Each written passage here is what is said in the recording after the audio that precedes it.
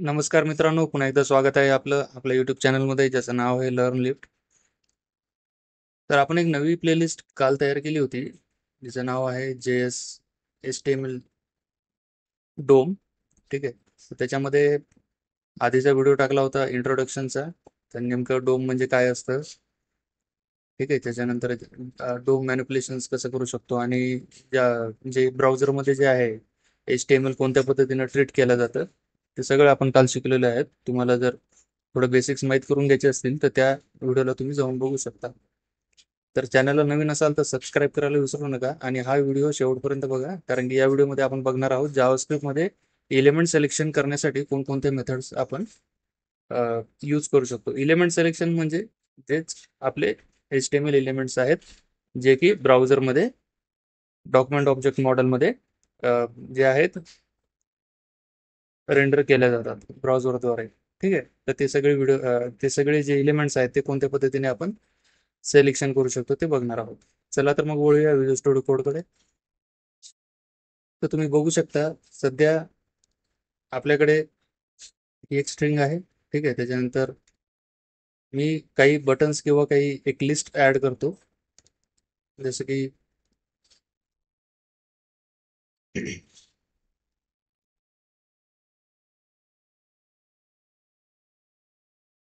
तुम्ही इथे 4 buttons add केलेले आहेत. बटन 1, बटन 2, बटन 3 आणि बटन 4. ठीक आहे. ते असे मी याला नावं देतो.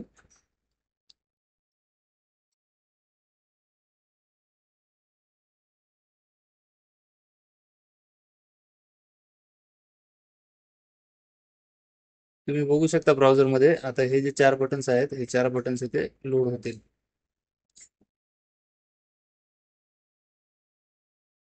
पाहू शकता तुम्ही, हे 4 बटन्स लोड झालेले आहेत. आता हे 4 जे बटन्स आहेत, याचं जे पॅरेंट कंटेनर आहे, तो पॅरेंट कंटेनर आहे आउटपुट कंटेनर. ठीक आहे. याचा हा आयडी आहे आणि हा क्लास आहे. ठीक आहे. तर इलिमेंट सिलेक्शन म्हणजे काय? तर इलिमेंट सिलेक्शन मध्ये जवळपास 4 ते 5 प्रकारचे मेथड्स आहेत, जे जावास्क्रिप्ट आपल्याला प्रोव्हाइड करतात डोम मॅनिप्युलेशन करण्यासाठी. तर त्या सगळ्या मेथड्स आपण आज बघणार आहोत. तर पहिली मेथड आहे गेट इलेमेंट. ठीक आहे. Get element by ID. ठीक आहे. तर या मेथडमध्ये आपल्याला स्ट्रिंग आयडी आपल्याला पास करावा लागतो इलिमेंटचा. ठीक आहे. तर हे असतो, जे स्ट्रिंग आयडी जो आहे, डायनामिकली पण आपण जनरेट करू शकतो, म्हणजे डायनामिकली सुद्धा याला पास करू शकतो, किंवा स्टॅटिक जे आहे, जे आपल्याला माहिती आहे हा एलिमेंट आपल्याला सिलेक्ट करायचा आहे, तर त्या एलिमेंटचा आपण आयडी कॉपी करून इथे देऊ शकतो. तर आता मी एक एलिमेंट फाइंड करतो आयडीने. ठीक आहे. Var button element is equal to document dot get element by ID. ठीक आहे. तर ही मेथड आहे. या मेथडमध्ये आपल्याला आयडी त्या एलिमेंटचा आपल्याला पास करावा लागतो. तर आता फॉर एक्झाम्पल मला हे बटन 1 सिलेक्ट करायचं आहे. ठीक आहे. तर याचा मी आयडी काय देणार, बटन 1. तर जेव्हा मी याचा आयडी कॉपी करतो आणि याच्यामध्ये पास करतो, ठीक आहे, आणि हा जो एलिमेंट आहे हा मी कन्सोलमध्ये लॉक करतो, बटन एलिमेंट. ब्राउझरला रिफ्रेश केल्यानंतर आता आपलं हे लाईव्ह सर्व्हर असल्यामुळे ब्राउझर ऑटोमॅटिक रिफ्रेश होतो. तुम्ही इथे बघू शकता, हा बटन जो आहे हा सिलेक्ट झालेला आहे. तर हा कोणतं बटन आहे, बटन 1. ठीक आहे. तर हा इलेमेंट जे आहे, इलेमेंट आपण सिलेक्ट केलेला आहे युझिंग आयडी. ठीक आहे. त्याच्यानंतर दुसरा एक प्रकार आहे, याला मी कमेंट करतो. दुसरा एक प्रकार असा आहे की आपण क्लास नेमने सुद्धा get element by class name. ठीक आहे. तर क्लास नेमने सुद्धा आपण इलेमेंट जे आहे ते फाइंड करू शकतो. तर कसं? तर याला काही नाही, सरळ सरळ var buttons is equal to document get element by class name. तर आता ही जी मेथड आहे, प्लुरल मेथड आहे. ठीक आहे. प्लुरल म्हणजे इथे बघू शकता तुम्ही, इलेमेंट्स आहे. ठीक आहे. इथे जे आहे ते इलेमेंट आहे, म्हणजे फक्त पर्टिक्युलर इलेमेंट, आणि इथे जे आहे ते इलेमेंट्स आहे.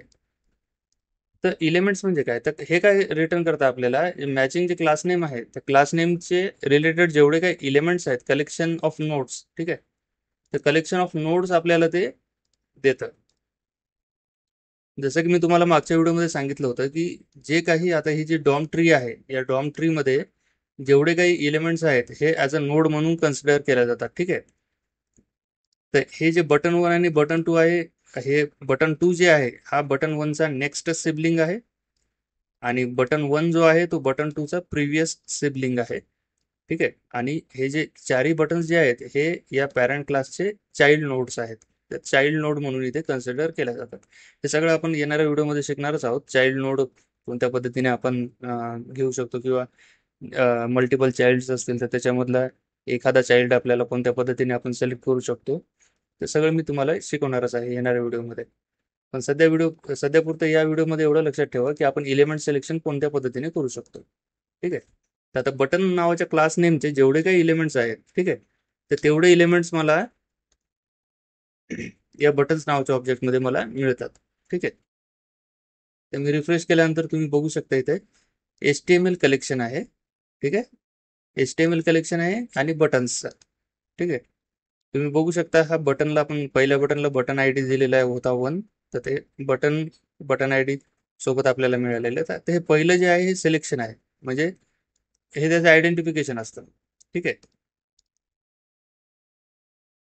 त्याच्यानंतर आहे 0 1 2 3, ठीक आहे, कळालं, हे 4 आहे, हे कलेक्शन ऑफ 4 आहे, ठीक आहे. आणि हे जे बटन 1 जे आहे हे आपल्याला एलिमेंट ॲज अ होल मिळालेलं आहे, ठीक आहे. तुम्ही इथे बघू शकता हे सगळे प्रॉपर्टीज आपण घेणार आहोत, प्रॉपर्टीज आणि याचे काही मेथड्स आहेत, तुम्ही बघू शकता इथे मेथड सुद्धा आहेत, फर्स्ट चाइल्ड, लास्ट चाइल्ड वगैरे, ठीक आहे. हे सगळं आपण घेणार आहोत येणाऱ्या व्हिडिओमध्ये. फक्त सध्यापुरतं कसं आहे की जेवढे काही क्लास नेम रिलेटेड जेवढे काही इथे आपल्याला एलिमेंट्स असतील, ते एलिमेंट्स आपल्याला जर फाइंड करायचे असतील सेम क्लास नेम, तर त्या सेम क्लासचे जेवढे काही एलिमेंट्स आहेत ते आपल्याला गेट एलिमेंट्स बाय क्लास नेमने आपल्याला फाइंड करता येतात, ठीक आहे. तिसरी एक मेथड आहे याच्यामध्ये, gate elements by tag name, ठीक आहे. ही सुद्धा प्लुरल मेथड आहे. प्लुरल म्हणजे मल्टिपल एलिमेंट्स आपल्याला रिटर्न करते. तर इथे मी बटन्स बाय टॅग नेम, ठीक आहे, एक व्हेरिएबल देतो. त्याच्यानंतर document dot gate elements by tag name. Gate elements by tag name म्हटलं की इथं आपल्याला द्यावं लागतं बटन. तर बटन नावाच्या जे टॅग आहे, जेवढे काही एलिमेंट्स आहेत तेवढे एलिमेंट्स आपल्याला याच्यामध्ये दिसतात, ठीक आहे. तर आता तुम्ही बघू शकता हे सुद्धा एक आपल्याला नोड लिस्ट जी आहे ती नोड लिस्ट आपल्याला रिटर्न करतं, ठीक आहे. आणि याचाच एक सिंग्युलर आहे, म्हणजे एक वचनी एक मेथड आहे, gate element bye tag name, ठीक आहे. मित्रांनो, मेथड्स यूज करताना हे जे कन्व्हेन्शन आहे मेथड नेमचं, हे टाईप करणं खूप महत्त्वाचं असतं. आता फॉर एक्झाम्पल इथे gate element by I D आहे, तर या स्मॉल डीच्या जागी जर मी कॅपिटल डी घेतला तर ही मेथड वर्क होणार नाही, ठीक आहे. तर स्मॉल डीला स्मॉल डीच पाहिजे. तर ही जी स्पेलिंग आहे ही स्पेलिंग तुम्ही प्रॉपरली, स्पेलिंग आणि ही जी लेटरची केसिंग आहे ती केसिंग तुम्हाला प्रॉपरली इथे द्यावी लागते. तर आता get element by class name, ठीक आहे. तर get element by class name जर केलं, तर आता for example var button by tag name. आता इथं मी बटन्स घेतले होते, आता सिंगल बटन एक मला येणार आहे, सिंग्युलर आहे, document dot gate element bye tag name, ठीक आहे.